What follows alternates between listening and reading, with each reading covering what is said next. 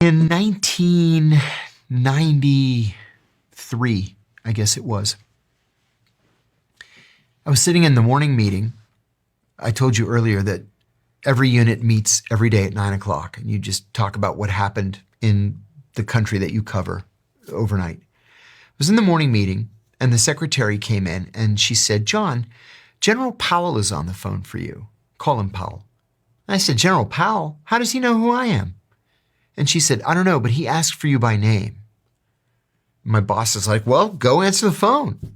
So I went to my desk and I said, "Good morning, General Powell. This is John Kiriakou." And he says, "John, if the Iraqis were going to kill the president, who would actually be in charge of that operation?"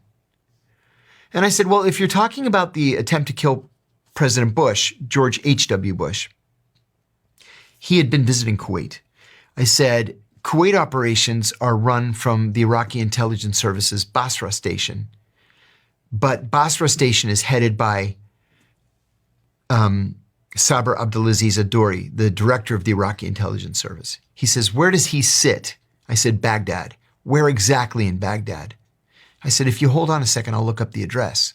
So I looked it up. I gave him the address. He says, "Thank you," and he hangs up the phone. I go back in the meeting.